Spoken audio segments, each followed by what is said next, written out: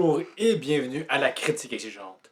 Donc le sujet de ce jour c'est ma rétrospective des jeux que j'ai joués en 2022, partie 1, donc de janvier à juin. Généralement je faisais ça en décembre, mais cette année je risque de jouer à beaucoup plus de jeux que d'habitude. Je ne vais pas faire une vidéo trop longue, donc allons-y en deux parties. De toute façon, ces vidéos-là n'ont pas beaucoup généralement de vues, donc c'est pas si grave au final, mais c'est toujours des vidéos que j'ai beaucoup de plaisir de parler, parce que j'aime critiquer tout ce que je côtoie, hein, animé, film et aussi jeux vidéo. Donc on va essayer d'aller en ordre chronologique auquel j'ai joué ces jeux.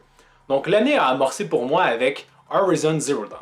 C'est un jeu qu'on connaît tous généralement bien comme étant l'adversaire de Zelda Breath of the Wild à sa sortie, de la même façon que ironiquement sa suite Horizon Forbidden West a affronté le dernier jeu de From Software que j'ai oublié le nom. Mais ouais, j'ai oublié le nom, hein, c'est pas très fort, Elden Ring. Et déjà à l'époque, j'avais des réticences, je me suis dit, ouais, je pense que Zelda Breath of the Wild c'est clairement meilleur que ça. Maintenant, je confirme que oui. Mais le but c'est pas d'en faire une comparaison, je vais peut-être parler du jeu pour lui-même en tant que tel. Donc allons-y avec le gameplay. Généralement, quand on commence un jeu, c'est toujours un peu pénible au début. Parce qu'il faut qu'on s'habitue aux différentes mécaniques de jeu. Et au début, c'est lourdingue, mais une fois qu'on les maîtrise, ben, on y prend son pied. Généralement, c'est le cas pour beaucoup de jeux. Et là, vous me voyez venir, si je vous parle de ça, c'est parce que j'ai pas eu ce sentiment dans Horizon Zero Dawn. Même à la fin du jeu, lors du combat final contre le boss, j'ai pas l'impression d'avoir tant progressé. Les combats n'étaient toujours pas agréables. Et si on veut, ça peut avoir un certain sens. On se dit qu'on est quand même des hommes préhistoriques qui se battent contre des robots. Ça devrait être chiant tout le temps. Mais je pense pas que c'était le but visé. Le but visé par ça. Et comme je vous dis, c'est pas moi qui est comme nul, ou peut-être que oui, là, mais j'ai généralement pas ce problème-là, peu importe le jeu. C'est vraiment un des rares cas d'exception où, du début à la fin, ma progression en termes de capacité, je la trouvais pas pétée complètement. On peut faire des montées de niveau dans le jeu. Le plus que ça donne, honnêtement, je pense que c'est peut-être plus de vie. Je suis pas sûr qu'il y avait des stats en tant que tel. On avait des points de compétence qui, là, pouvaient faire la différence, donner accès à des capacités beaucoup plus intéressantes, notamment au niveau du corps à corps. Mais globalement, on pouvait aussi acheter des arcs plus forts, mais il fallait vraiment grinder comme un fou, puis c'était pas super intéressant. Mais bref, tout ce qui était arc à flèche était honnêtement assez inintéressant. On avait pourtant un gros arsenal d'armes à travers le jeu, mais j'ai jamais vraiment... Le gameplay à la base d'arc et tout était à ce point-là pas exaltant, que le reste aussi semblait pas l'être, et au final, j'ai eu pas vraiment de plaisir à faire la chasse aux monstres dans ce opus-là. Même en analysant leurs points faibles, j'avais toujours l'impression qu'en réalité, c'était pas tant un point faible que ça. Vraiment, les affrontements étaient pas si plaisants. D'autant plus que dans la nature, parfois, tu te confrontes à des hordes de monstres. Donc, t'en alertes un, les autres sont tous au courant, et ça se transforme facilement en 1v5. Et c'est à peu près pas gagnable, du moins de ce que j'en ai vu. Parce que même en ralentissant le temps, quand il y a 3 adversaires qui te foncent dessus, ben il n'y a pas grand chose à faire.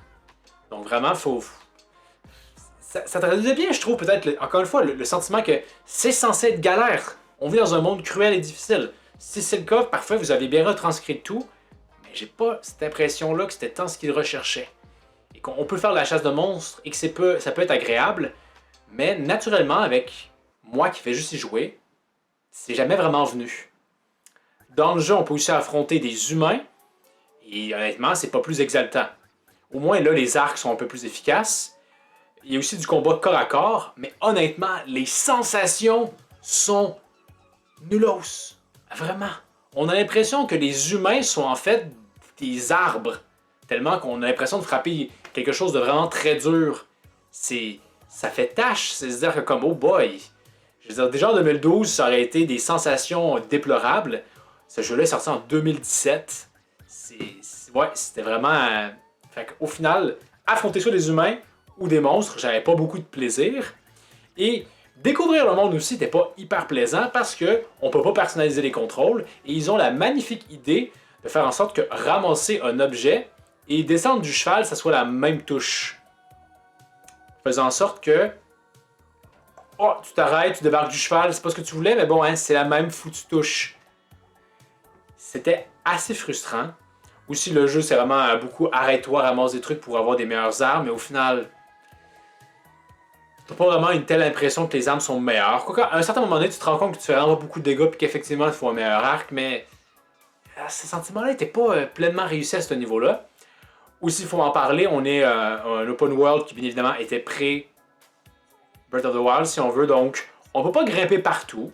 Donc forcément, il y a toujours ces merveilleuses séquences où tu te dis comme ouais, techniquement, on pourrait monter ça, le personnage peut le faire, mais vu que c'est pas les zones jaunes clairement identifiées, on peut pas. Faisant en sorte que c'est vraiment une inspiration. On peut explorer le monde à la dure, ce qui, à mon avis, est jamais quelque chose que j'apprécie tant que ça, de toujours devoir me battre, genre hey, je suis capable de trouver une faille dans le gameplay pour me rendre là.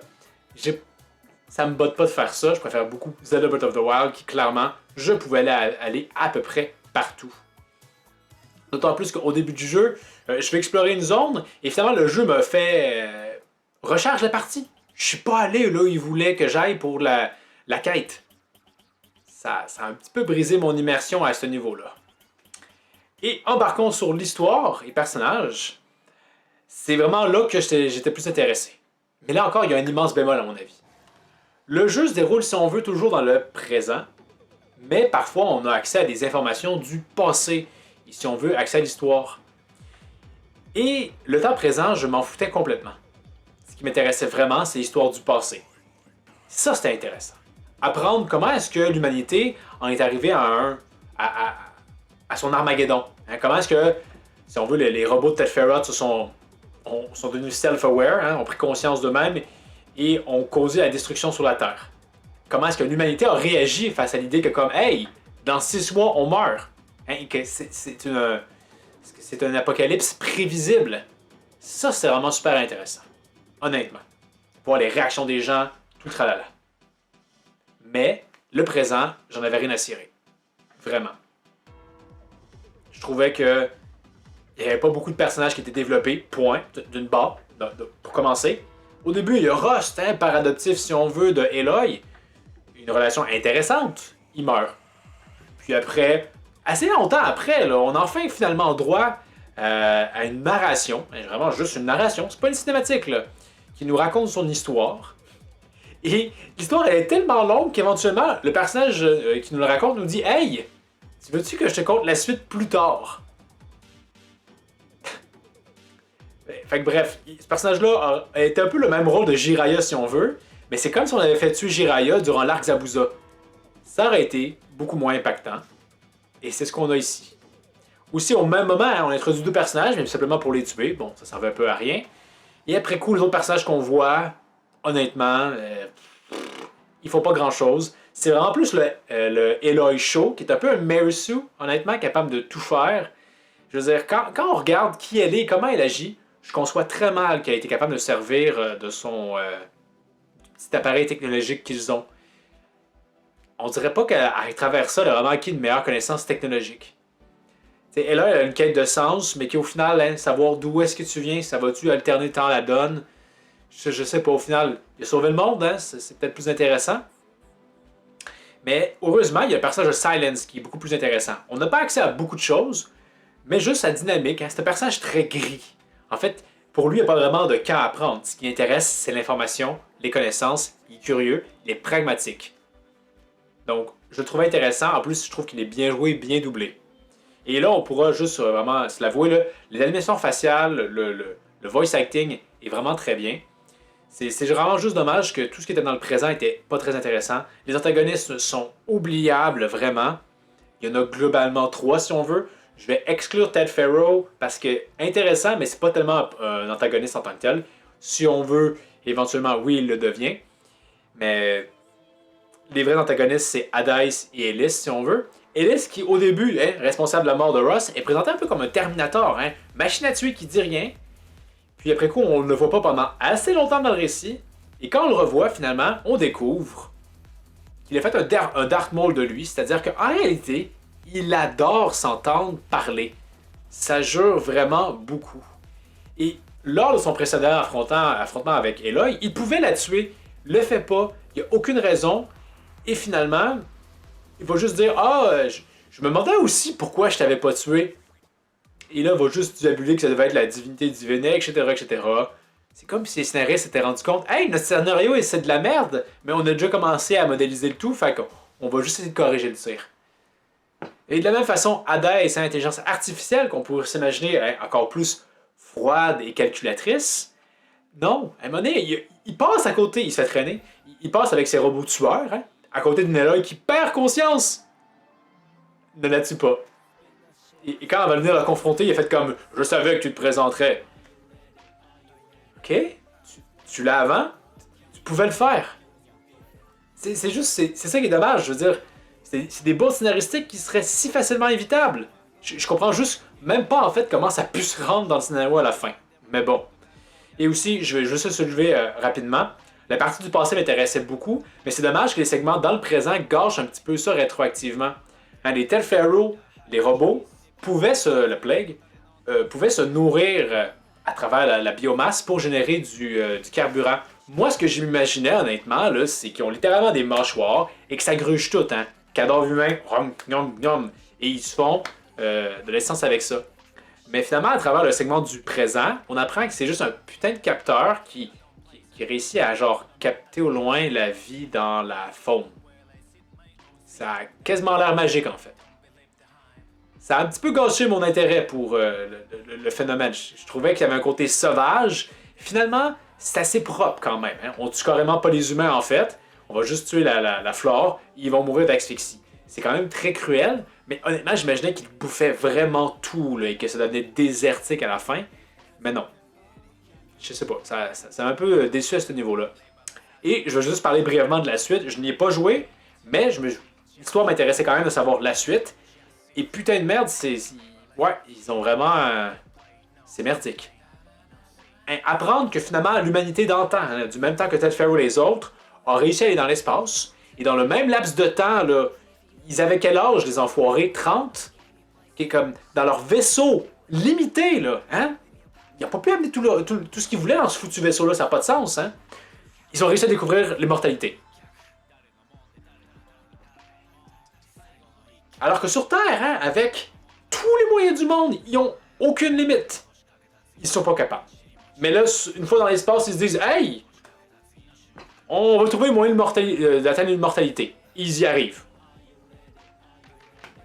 Hein? On n'est pas capable de craquer le code pour les robots. Attends. Mais attends, on est capable de trouver comment devenir immortel. Et là, je sais que vous allez me dire, ouais, mais déjà sur Terre, il y avait un scientifique qui avait réussi pour Telferro à amorcer un début de... Non, ouais, écoutez, non. Non. Et ce qu'on a en fait, ces personnages-là, c'est vraiment pas super intéressant. C'est vraiment des vilains qui, souvent, on dirait, hein, reprennent en plus le design de milliardaires de notre monde. Ils volent en plus, ils ont des boucliers. C'était vraiment ridicule. Déjà que, honnêtement, dans la série, je voyais... Moi, j'y croyais pas vraiment que des hommes des cavernes puissent vaincre des machines robotiques capables d'armer une mitraillette. Je veux dire, à un certain moment donné, ok, je vais le permettre, ça. Mais qu'ils soient capables de vaincre des hommes qui ont 1000 ans d'avance sur ces robots-là, qui ont déjà 1000 ans d'avance sur ces hommes préhistoriques-là, à un moment donné, il faut pas pousser, là. Donc vraiment, il y a probablement un troisième opus qui va sortir assurément.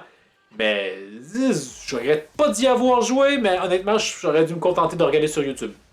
J'ai pas eu beaucoup de plaisir à y jouer, honnêtement. Ensuite, j'ai joué à Céleste. Je ne l'ai pas complété parce qu'au final, c'est le syndrome Hollow Knight. Céleste est un platformer quand même assez punitif où on meurt très souvent. Et ce n'est que ça. Il n'y a pas vraiment moyen de se battre. À la fin, je pense que c'est possible, mais... Et au final, le gameplay était plus limité, je trouvais, qu'un Hollow Knight.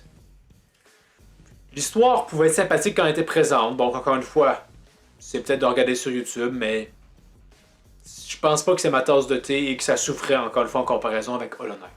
Donc, ça aurait été bref pour ce jeu-là en particulier, là, mais Céleste, j'avais entendu beaucoup parler en bien, c'est pourquoi j'ai essayé, mais finalement, moi, non, ça m'a pas tant botté que ça. Mais je suis allé encore une fois quand même. La narration est intéressante, l'histoire, simple, mais bien présentée, mais le gameplay en vaut pas la peine à mon avis. Ensuite, je me suis essayé à God of War 3. J'avais jamais touché à un moindre God of War. Parce que ça n'a jamais donné. Mais finalement, je pense que je vais en rester loin. L'histoire a l'air d'être toujours les jeux AAA-esque, c'est-à-dire juste chiante. De ce que j'en comprends, là, dans chacun des 3 premiers opus de la franchise, Kratos meurt, revient, je suis pas sûr, est-ce qu'il est immortel? Et c'est juste, au final, hein, si les deux sont pas capables de le tuer, clairement, lui va réussir à le faire. Ou pourquoi eux ne le sont pas. Je veux dire, le début du jeu, hein, t'as Zeus, hein, qui appelle les dieux restants à dire « Hey, on va s'unir pour lui casser sa gueule ». Que font-ils? Ils ne s'unissent pas.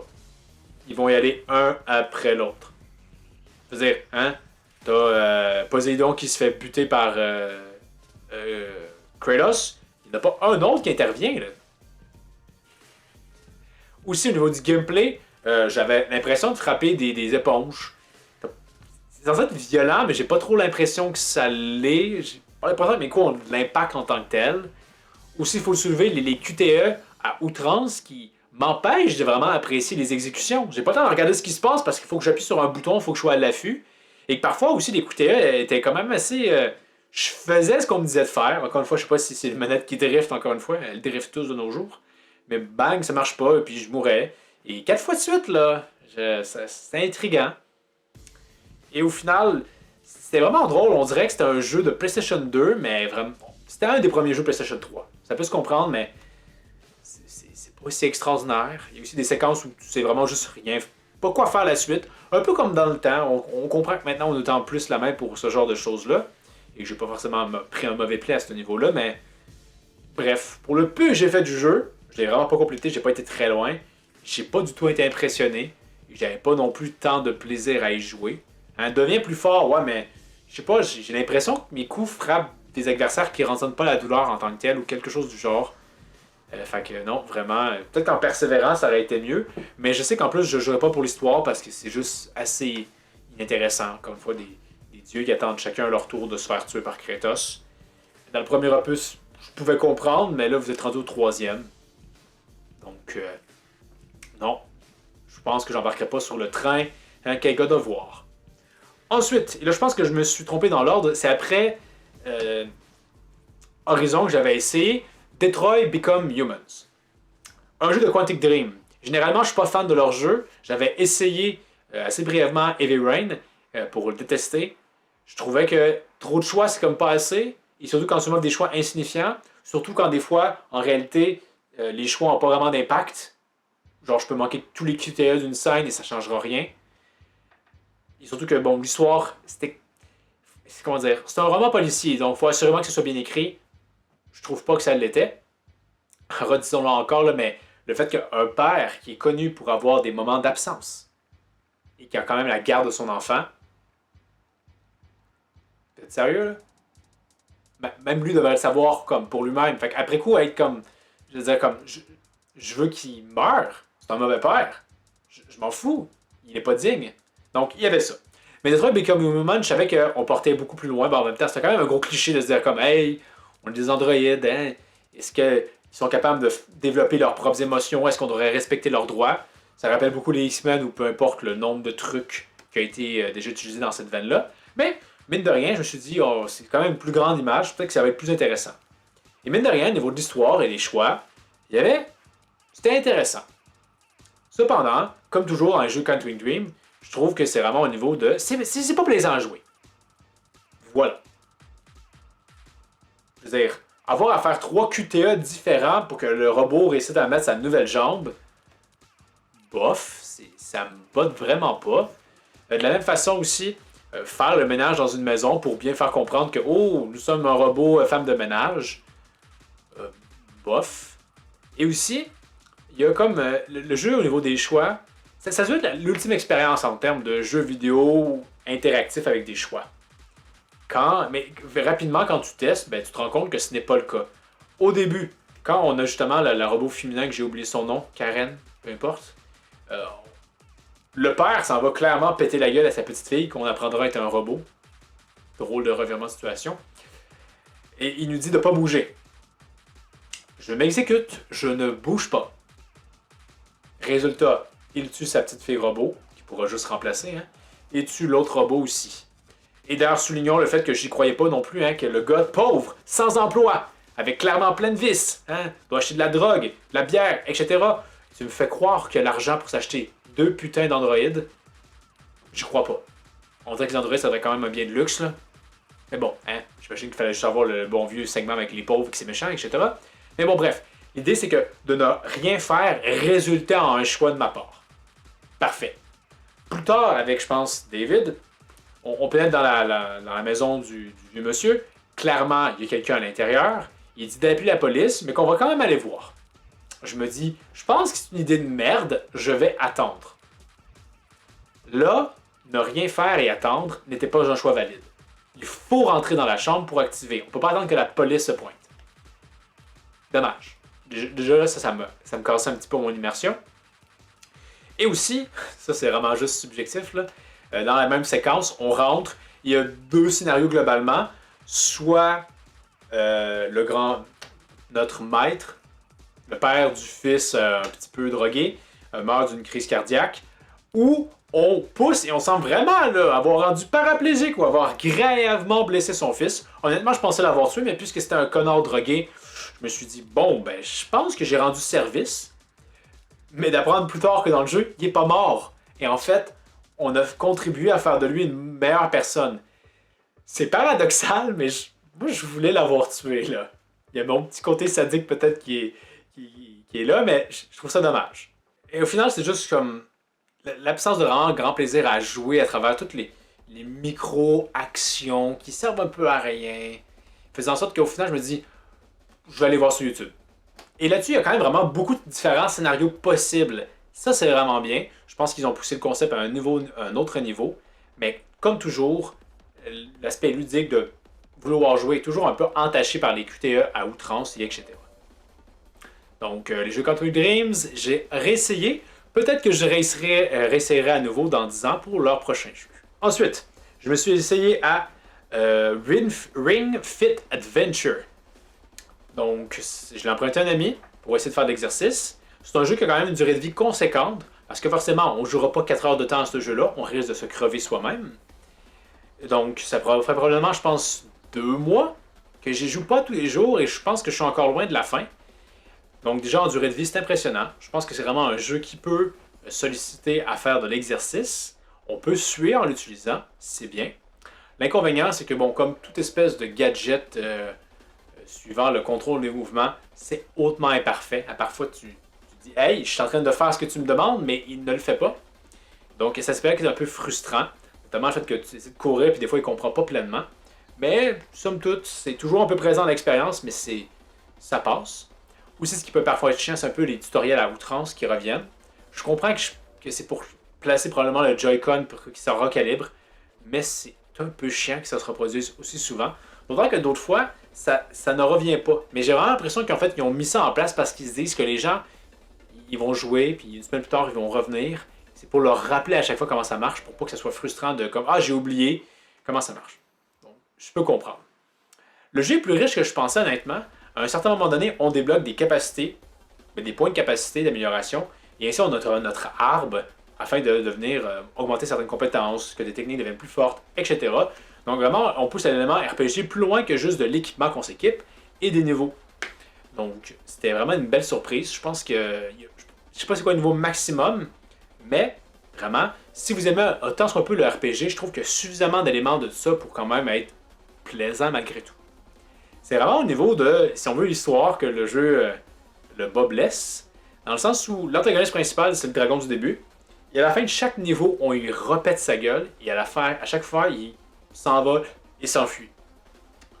J'espérais un peu plus de variété, un peu plus de revirement de situation, un peu plus d'originalité, parce qu'à un moment donné, ils comme « Hey, je vais le rebattre pour la 7e fois, puis il va juste s'en aller et on va le laisser faire. » J'ai hâte de voir qu'est-ce qui fait en sorte que on le laisse pas s'enfuir. Je suis pas encore rendu là, j'ai pas fini le jeu parce qu'il forcément, il est quand même assez long, conséquemment de par sa nature.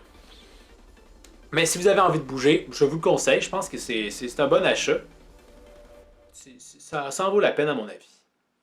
Ensuite, le dernier jeu auquel j'ai joué cette année, c'est Blasphemous.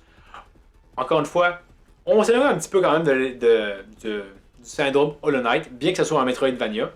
Dans le sens où ça souffre pas tant la comparaison. Il y a parfois des moments où je trouvais que le level design de ce jeu, je peux peut-être résumer rapidement, là, l'histoire est un peu kafkienne ou absconne. Et je pense un croyant qui cherche à devenir un peu la nouvelle divinité de la religion chrétienne ou quelque chose du genre. On dirait que c'est un peu ça. Je trouvais que l'histoire est un peu absconne, donc honnêtement, j'ai pas voulu me prolonger plus que ça. Mais bon, somme toute, on est vraiment dans un Metroidvania assez classique, qui me fait beaucoup penser un petit peu à Unepic, mais l'histoire un peu moins agréable. On découvre le monde, il y a beaucoup de choses à découvrir, de secrets à voir, des boss qui sont assez difficiles. Il y a beaucoup d'inspiration, je pense, d'Orc Soulienne là-dedans. Mais c'est vraiment bien. Assez court quand même, mais si vous aimez le défi, c'est vraiment pas si mal. Mais je reviens, il y a juste le level design à deux endroits, deux séquences. À un moment donné, il y a comme le vent qui parfois te pousse, littéralement, même si tu sautes pas. C'est assez frustrant. Ça demande de toujours attendre que le vent soit du bon côté. Je trouve que ça rend le tout un peu moins nerveux. Et à un autre moment donné, c'est juste comme un ennemi qui te lance des attaques qui te suivent à distance, mais il y a plein de boules électriques qui apparaissent. C'est pas un boss, là, c'est juste la zone normale. Mais ça demande beaucoup de patience. Et je trouvais ça juste plus chiant qu'autre chose, à mon avis. Mais somme toute, c'est quand même un bon jeu. J'y rejouerai probablement jamais. Mais il y a matière à avoir du contenu si on veut le 100% et le compléter à 100%. Donc, ceci conclurait les jeux que j'ai faits en 2021. Somme toute, j'ai pas eu les meilleures expériences avec l'autre jeu auquel j'ai joué, mais somme toute au moins, ça vient nourrir ma culture malgré tout, et j'ai pu partager le tout avec vous. Donc vous, qu'est-ce que vous pensez des jeux dont j'ai parlé, et est-ce qu'il y a des jeux qui mériteraient d'être mentionnés lesquels vous avez essayé ces temps-ci? Donc, merci de m'en faire part dans les commentaires. Pour la prochaine critique exigeante, on revient à Dragon Ball. On m'avait suggéré de faire ces vilains qui fonctionnent à propos des Saiyans, de l'arc Saiyan, et je me dis que c'est une excellente idée. Je vais donc m'exécuter. Donc, comme toujours, merci d'avoir regardé. N'hésitez pas à aimer, commenter, partager, et plus encore. Et je vous dis à la prochaine. Critique exigeante. I kept thinking of the moment my knife pierced your throat. One twist. A simple tug of the blade, and you would have bled out. So why hesitate? You were meant to survive that day on the mountain.